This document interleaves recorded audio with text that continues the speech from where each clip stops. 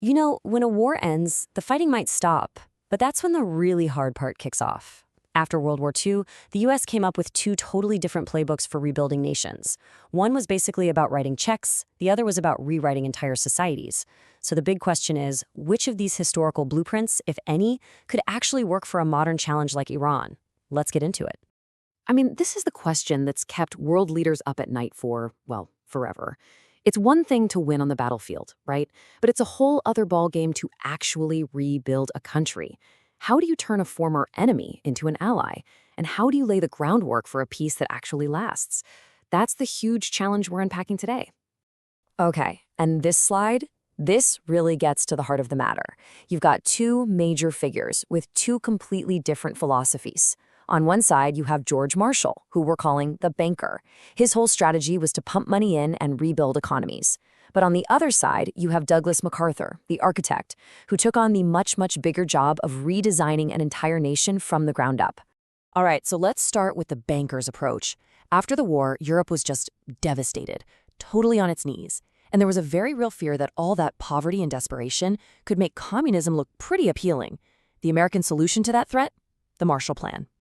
And look, we're not talking about a small loan here. The US poured billions of dollars into Western Europe. To put that in perspective, that's over $150 billion in today's money. This wasn't just about charity. It was a stone-cold strategic move to stop the spread of Soviet influence. So the Marshall Plan was absolutely laser-focused on one thing: money. As you can see from these goals, it was all about getting factories running again, getting international trade flowing, and putting people back to work. The core idea was simple. A healthy economy is the best defense against political extremism. It was a purely economic fix for what they saw as a political problem. Okay, so now let's pivot to Japan, where the US tried something completely different. This wasn't about just cutting a check and walking away. Oh no. This was a radical top-to-bottom transformation of an entire country, and it was all directed by one guy, General Douglas MacArthur. And listen, this was no quick fix. For 7 whole years, Japan was under American occupation. And in that time, as you can see on this timeline, MacArthur's team took on the incredible task of completely rewiring the country, turning it from a militaristic empire into a peaceful democracy. I mean, the changes they made were just massive, absolutely audacious. They drafted a brand new constitution, written by Americans, by the way, that renounced war forever. The entire military was just gone. The old feudal land system was broken up. And in a move that was just revolutionary for Japanese society at the time, women got the right to vote. This wasn't just nation building, it was more like nation reimagining. So you might be asking, what happened? What was the outcome of this totally radical experiment? Well, it was nothing short of what people called a miracle. Out of the literal ashes of war, Japan rose up to become a global economic powerhouse. And it's so important to remember that this incredible prosperity was built directly on the foundation of those deep structural reforms.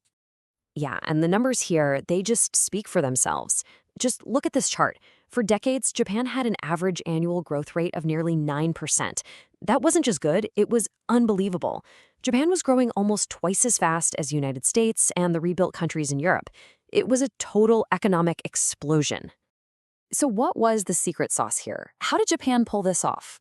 Well, the sources point to a really unique mix of factors, which we've laid out here. You had a culture with strong social discipline, brand new and stable democratic institutions, a huge peace dividend because they didn't have to pay for a military anymore, and, of course, that famously intense work ethic.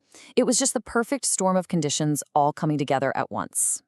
But, and this is a huge but, Japan was a pretty unique case. It was a unified island nation, which made this kind of sweeping top-down reform even possible. You just have to contrast that with a place like Germany, which was literally torn in two by the Cold War, or Korea, which got dragged into a brutal civil war. The Japanese miracle happened in a very, very specific context that might just be impossible to repeat. Okay, so we've looked at these two massive historical models. You have the banker's plan in Europe and the architect's plan in Japan.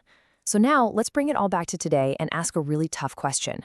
Could either of these blueprints actually be applied to a country like Iran? And this, right here, is where the history lesson gets super relevant. If there were some kind of major political change in Iran, what would the world even do?